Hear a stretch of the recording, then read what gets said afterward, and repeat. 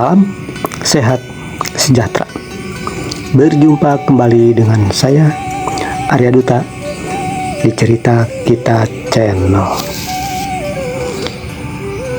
Video kali ini temanya adalah 7 tanda saat diri kita direndahkan oleh orang-orang di sekitar kita. Panjang ya temanya ya, gak apa-apa lah, nanti saya bikin judulnya yang singkat, yang pendek. Oke, sebelum dilanjut silakan yang belum subscribe dulu, dan jangan lupa tekan juga loncengnya supaya besok-besok dapat notifikasi kalau Cerita Kita Channel mengupload video baru. Yang sudah subscribe, like, komen, dan share, saya ucapkan banyak-banyak terima kasih. Yang sudah membeli super tank, terus super chat, juga super stiker, dan juga yang sudah bergabung di langganan, saya ucapkan banyak-banyak terima kasih. Semoga Cerita Kita Channel semakin berkembang lagi. Sering kan diri kita ini seolah-olah dianggap tidak ada oleh orang-orang di sekitar kita. Seakan-akan diri kita ini sangat amat tidak dipedulikan oleh orang-orang sekitar kita. Bahkan banyak sekali yang mengabaikan diri kita ini. Apa sih 7 tanda ini? Oke, kita buka satu-satu ya. Tanda nomor 1. Di saat diri kita ini diminta pendapatnya atau idenya oleh orang lain, begitu diri kita ini mengutarakan, mengungkapkan, mengatakan pendapat dan ide kita pun dalam mengutarakan tersebut belum selesai, orang-orang di sekitar tidak ada yang merespon, alias seolah-olah suara kita ini tidak didengar oleh orang sekitar. Nah, itu tanda nomor 1. Pendapat, ide selalu diabaikan oleh orang-orang di sekitar kita.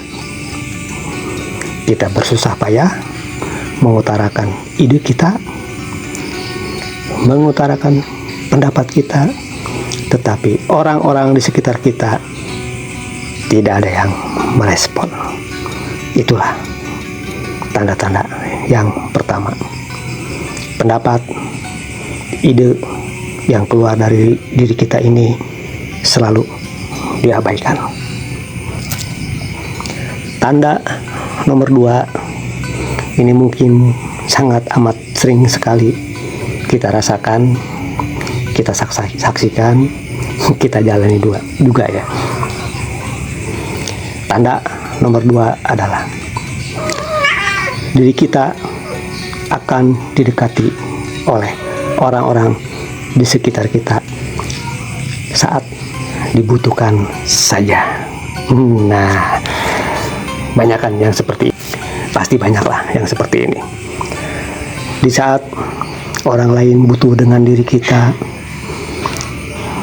pasti mereka akan mendekati kita. Di saat kebutuhannya sudah terpenuhi, mereka pun menghilang entah kemana, seolah-olah hilang di telan bumi. Apalagi di saat kita membutuhkan sesuatu dari mereka, pasti mereka akan menghindar, mereka akan kabur, mereka akan menghilang, entah sembunyi di mana, karena mereka tidak ingin didekati oleh diri kita yang sedang membutuhkan mereka. Tanda nomor 3 adalah di setiap perkumpulan diri kita selalu direndahkan oleh mereka, seolah-olah diri kitalah orang yang paling bodoh, dan seolah-olah mereka lah orang yang lebih pintar. Di saat kita berucap pun pasti akan langsung dihentikan. Biasanya dihentikan dengan kata-kata, bukan begitu caranya. Jangan seperti itu. Nanti begini. Nah, disitulah seolah-olah diri kita ini adalah makhluk yang paling bodoh di antara mereka. Jadi percuma kita ngomong apapun pasti akan dipotong oleh mereka, seolah-olah kita ini tidak tahu apa-apa. Itu tanda nomor 3 seperti itu. Kita selalu dianggap kecil, kita selalu dianggap sepele, kita selalu dianggap rendah. Seharusnya merekalah yang lebih wah. Nah, itulah keinginannya mereka. Tanda nomor 4 ini hampir mirip dengan yang lainnya, yaitu pembicaraan kita sering dipotong, entah dipotong secara langsung ataupun dipotong secara tidak langsung. Di saat kita bicara pasti ada orang lain yang bicaranya lebih keras, seakan-akan orang-orang di sekitar harus mendengarkan pembicaraannya dan mengabaikan pembicaraan diri kita, dan akhirnya diri kita pun ikut dengan pembicaraannya mereka. Nah, itu yang paling bahaya. Di saat kita bicara, ngobrol dengan orang-orang sekitar, tetapi orang-orang lain malah ngobrol masing-masing. Sering kan terjadi seperti ini. Di saat ngobrol, kita bicara, tetapi yang lain ngobrol masing-masing. Obrolannya tidak sesuai dengan yang kita bicarakan, itu pasti.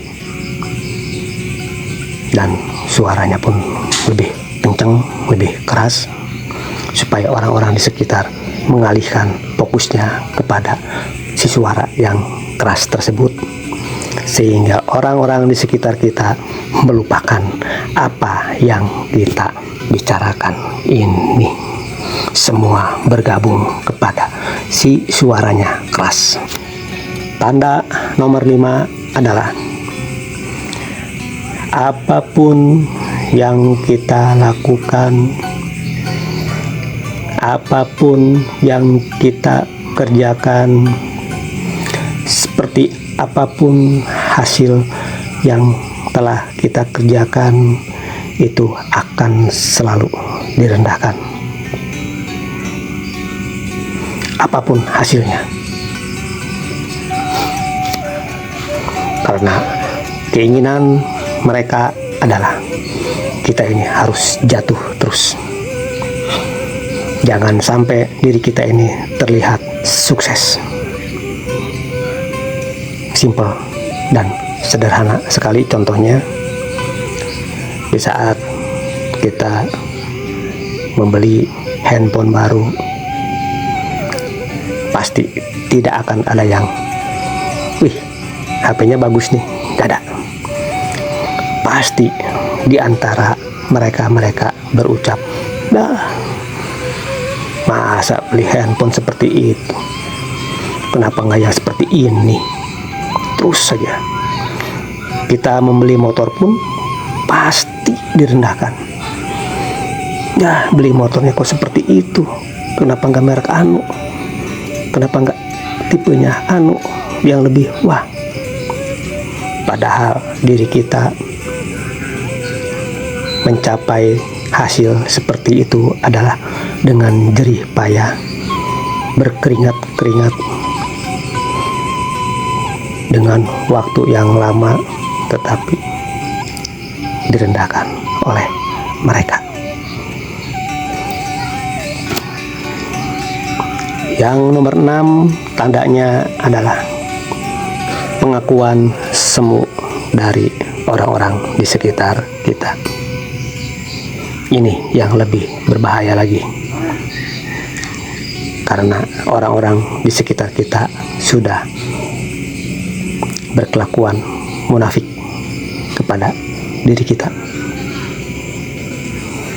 berucap bagus di saat di hadapan diri kita, tetapi berucap buruk di hadapan gerombolannya, di hadapan kelompoknya. Saya yakin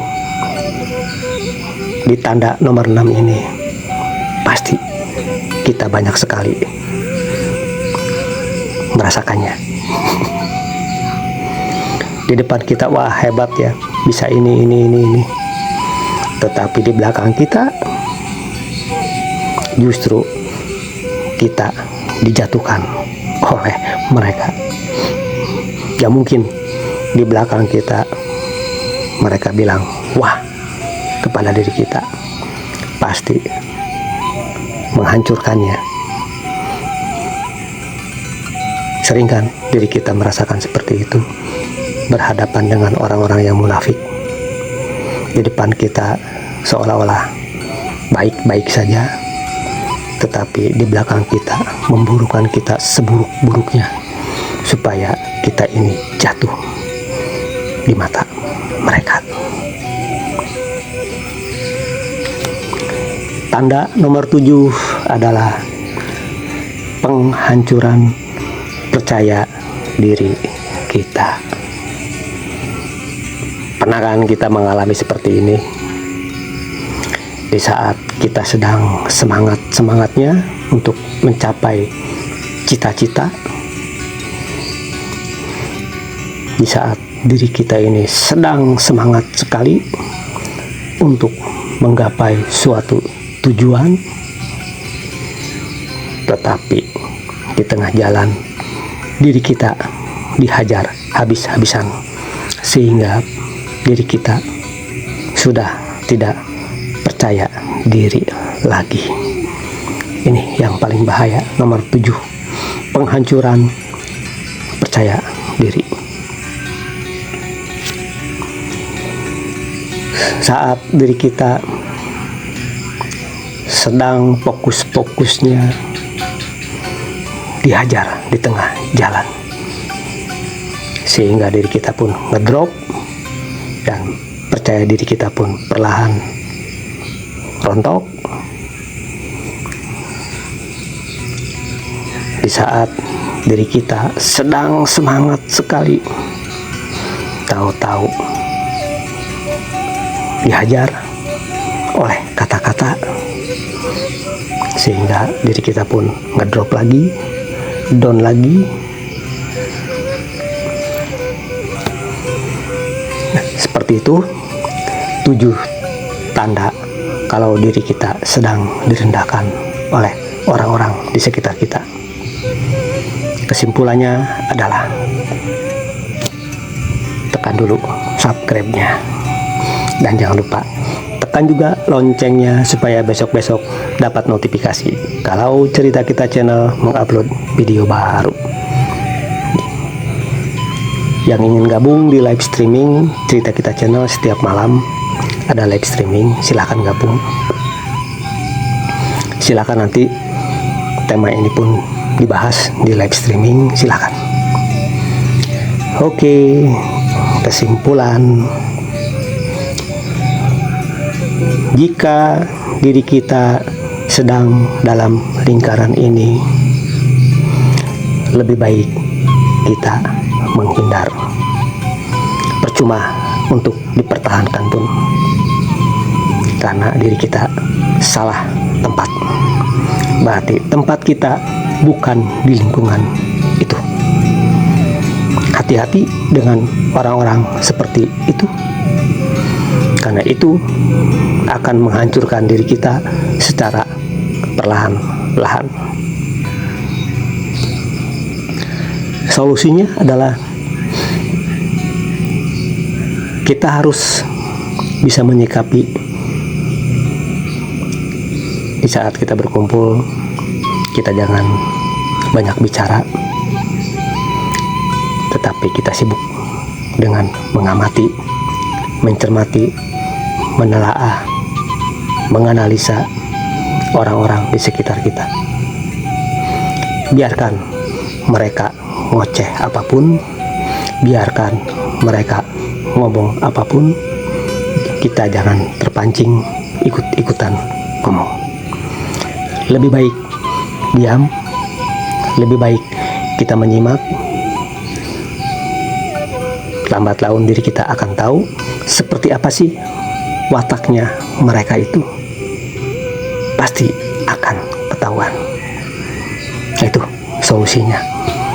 Jangan banyak bicara di hadapan mereka. Jadilah diri kita ini penyimak sejati. Jadilah diri kita ini pendengar sejati. Oke, sampai di sini dulu videonya. Sampai jumpa lagi nanti di episode selanjutnya. Saya hanya bisa berucap, semoga kita semua senantiasa dikaruniai kekuatan, kesanggupan, dan kemampuan oleh Tuhan Yang Maha Segala-galanya untuk menjalani hidup dan kehidupan di alam jagat raya Pramudita ini sesuai dengan kodratnya masing-masing. Dan saya ucapkan juga, semoga kita semua senantiasa dikaruniai nikmat sehat oleh Tuhan Yang Maha Segala-galanya. Amin. Rahayu, rahayu, rahayu, sampurasun.